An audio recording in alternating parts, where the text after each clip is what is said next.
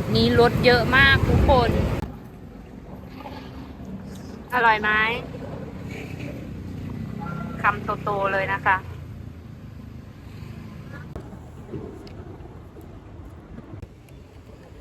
กราบสบายดี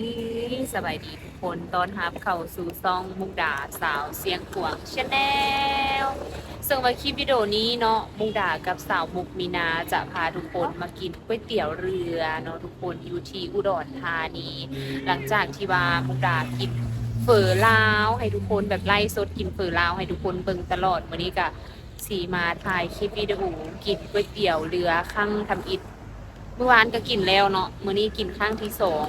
มื้อนี้กินอยู่แคมป์ทางบ่ได้กินอยู่ยูดีทาวน์เด้อทุกคน แต่ว่ากินอยู่กับกลุ่มกันข้ามกับยูดีทาวน์ที่เฮาย่างมาเมื่อกี้นี่เนาะอยู่ทั้งหน้าโลตัสเลยอยู่หน้าโลตัสอยู่ฝากอีกฝากทางหนึ่งนะกับบอนที่ว่ามุกดาไปเมื่อวานนี้นั่นเองเนาะทุกคนซึ่งว่าก๋วยเตี๋ยวเรืออยู่แถบนี้อหยังก็ลืมกินหยังก็ ลืมกินน้ำ บอ อะ ลืมใส่เส้นคุยลำเลียงกินวันเนี่ยเป็นแบบเส้น ว่าเส้นอะไรคะว่าก๋วยเตี๋ยวอันต้นอยูโรงแฮมแล้วหนาวบัดมาละฮ้อนแท้ฮ้อนบาเนาะทุกคนใส่เสื้อฮ้อนแฮงมีแมวมีเจ้าแมวเหมียวเด้ทุกคนมานี่ทุกคนนี่มันจะมีมักพริกแบบนี้ที่กระเจ้ามักกิน แล้วก็ใส่น้ำหน่อยนะ อยู่ลาวบ่มีนะมักพริกที่ว่าเขาเจ้าปิ้งมาแล้วเนาะมีมัดว่าเสียงดังขนาดเสียงดังฟังชัดแล้วก็มีเจ้าแมวเหมียวเด้เนาะทุกคนเมียวเมียวเมียวอยู่นี่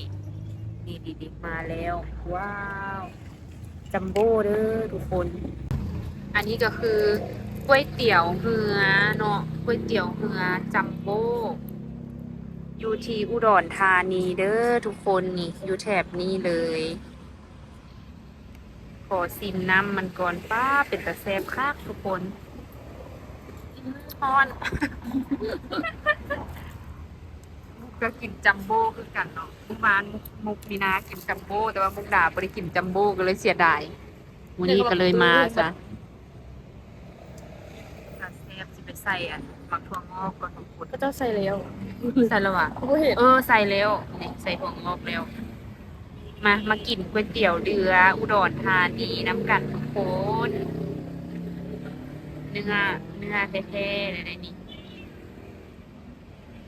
มื้อนี้ก็เป็นมื้อสุดท้ายแล้วนะในการฝึกอบรมของเราก็คือแล้วเนาะมื้ออื่นมูดาก็สิได้กลับแล้วบ่ได้เป็นเลาะใส่ซ้ำทุกคนละผู้ใดที่ว่ามีหม่องเลาะหั้นนะคอมเมนต์บอกมูดาเด้อมาเทื่อหน้าสิไปเลาะนัวค่ะคน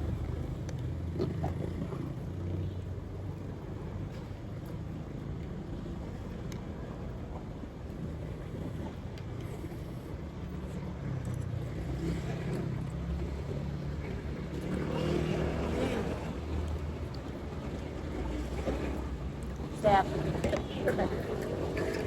เมื่อวานนี้ว่าเข้มข้นก่อนสั่งลองไหม ท่านแมวคนนั้นเห็นบอกคนพูดน้ำเส้นเลย อืม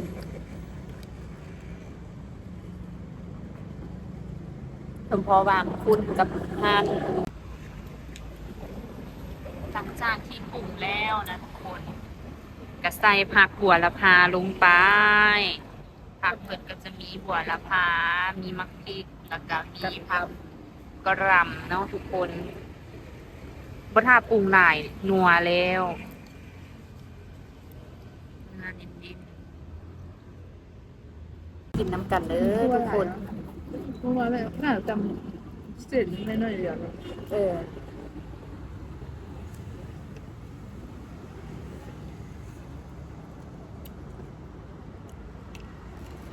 ก๋วยเตี๋ยวเรือกับก๋วยเตี๋ยวน้ำตกในนั้นเดียวกันอ่ะ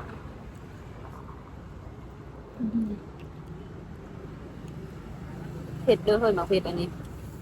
เมื่อวานโมเผ็ด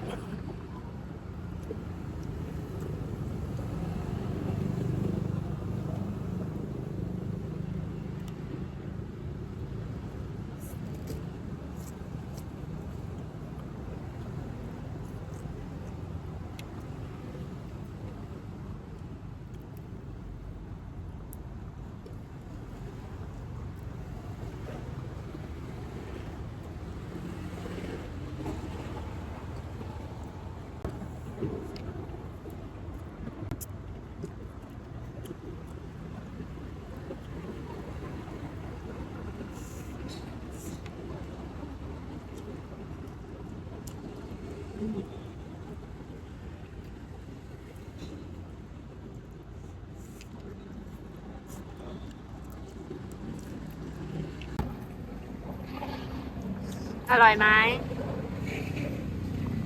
คำโตๆเลยนะคะ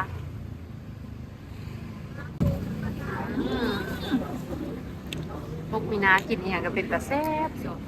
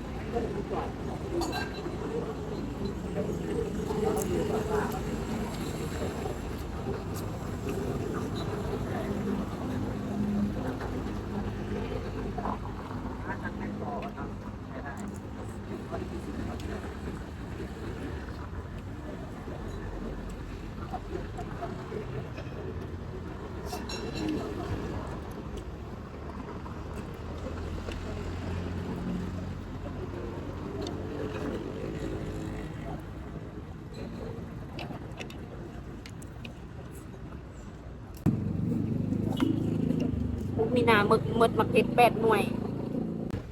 แซ่บเอาแท้เอาว่าฝือเหือหรือว่าฝือน้ำตกบ่ฮู้ว่าฝือเหือกับฝือน้ำตกแม่นอันเดียวกันบ่ก๋วยเตี๋ยวมาแหละเนาะทุกคนบ่แม่นฝืออยู่ลาวแล้วห้องว่าแม่นฝือเบิดเลยทุกคนมีนาก็กินมักเผ็ดกินผักหมดแล้ว กินน้ำกันนี่แหละ2 คนกว่ามาแซ่บแฮงขนาดเป็นน้ำเฮาหิวข้าวหิวน้ำแด้ทุกคนตัวนี้ก็จะเป็นอีกห้านแบบก๋วยเตี๋ยวอยู่เรียบตามทางด้านหน้าโลตัสนะทุกคนแบบบ่ฮู้ว่าแถบนี้มันโทรว่าแถบเขตอีหยังบ่แน่ใจเนาะแต่ว่ารถหลายรถแล่นไปแล่นมาตอนค่ำหลายทุกคนเสื้อสีย่างผ่านทางได้บ่แม่นของคอยรถบ่ติดแต่ว่ารถหลายแต่ว่าบ่ติดบ่ได้ติดแบบเชิบกันไปขนาดแบบติดปึ๊ดนึงแล้วก็ไปเด้ทางใหญ่คิดว่าทางแบบมันกว้างขนาดทางเขาเจ้ากว้างแล้วก็รถแบบว่าค่ำมาแล้วแฮงหลายเนาะรถแล้วก็มีเจ้าหน้าที่บ่แม่นเจ้าหน้าที่บ่หรือว่ายามเป่าปี๊ดตลอดเวลาปี๊ดมามื้อนั้นมามื้อทำอิฐตกใจเนาะว่าเสียงเป่าปี๊ดอีหยังคือหลายแท้คิดว่าเป็นขบวนอีหยังจังซี่นะทุกคนสิให้เบิ่งอยู่ฝากทางนี้เด้อทุกคนเด้ช่วงนี้แม่นช่วงประมาณ 19 โมงช่วงประมาณ 19 โมงอยู่แถบอุดรอันนี้เนาะซุนอัวบะหมี่เกี๊ยวตัวนี้นะจะเป็นฟางนี้หมดเลยรถก็จะเป็นประมาณนี้นะคะทุกคนรถก็อาจจะบ่ได้ติดหลายแต่ว่ารถหลายอยู่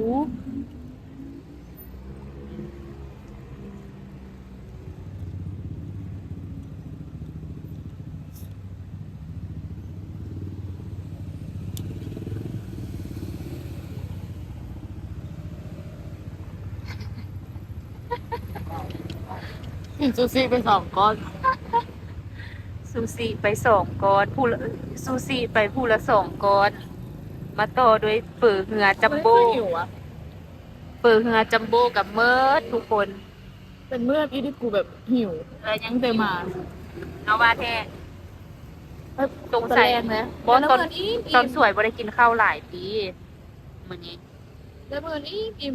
ต้องกินอะไรบ่ได้อยากกินเลยเดี๋ยวมันนี่อยากกินนี่แกร็บทุกคนแกร็บขึ้นมาเอาอาหารส่วนหลายบางคนก็แบบสั่งแกร็บอีหยังต่างๆน่าจะมาเอาติว่า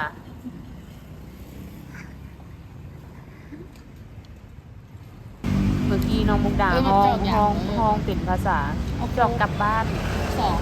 2แก้วส่งเลยเหรอเอามุกินว่ะเอาเมื่อกี้มันยังว่าอยากกินโคกอยู่อยากกินเป๊ปซี่สั่งแล้วเอาโรสหรือสั่งล่ะโคกมาซิมโคกอยู่ไทยกันทุกคนอันนี้คือห้านแซมเด้อทุกคน อันนี้นะคะทุกคนจะเป็นเป๊ปซี่20 บาทนะคะ ประมาณ20 บาท แล้วก็มีเจ้าแมวเหมียวด้วยในแถบนี้ มุกมินากำลังแปลน้ำ มุกมินากำลังแปลน้ำกร้อนนะ ที่ลาวเรียกน้ำกร้อนนะคะทุกคน ที่ไทยเรียกว่าน้ำแข็งเด้อมีส้มตำไหมบ้างเริ่มหิวแล้วอะเห็นโค้กแล้วอยากกินส้มตำนะทุกคน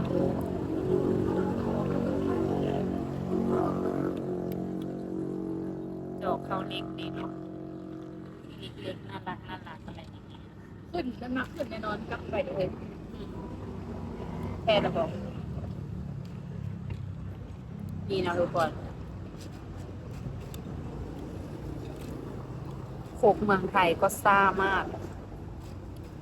เหมือนกันนั่นแหละโคกทั่วโลก เราคือจะ ข้ามถนนกันนะคะทุกคน หนูต้องได้จับมุกมินาไว้นะคะกว่าจะได้ข้ามนี่ได้ข้ามแล้ว คือทางนี้บูมีรถเกือบข้ามเกือบ ไปทางนั้นลงทางนี้ดีกว่า จะได้อ้าวจริงเหรอ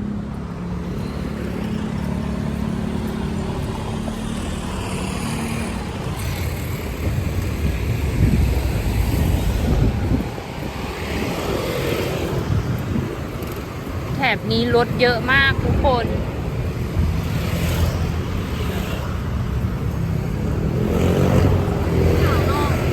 หนาวนะ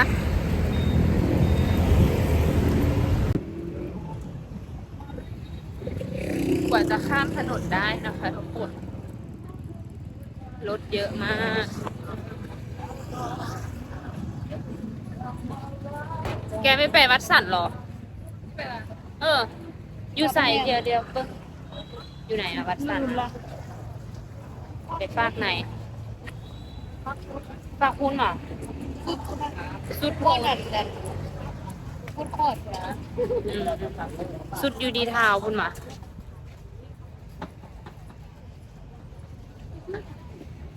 ว่าสิไปซื้ออันเครื่องสำอางให้เพื่อนอันนี้ก็คือแถบนี้นะคะทุกคน กินก๋วยเตี๋ยวเสร็จเดี๋ยวจะไปเลาะที่วัดสัตว์ซื้อเครื่องนิดหน่อยนะทุกคนแล้วก็จะกลับมาอุ้มแฮมคือเก่าเด้อเดี๋ยวคลิปวิดีโอนี้น้องมุกดาจะได้อำลาทุกคนไปก่อน แล้วพ่อกันใหม่ในคลิปต่อไปเด้อทุกคน บ๊ายบาย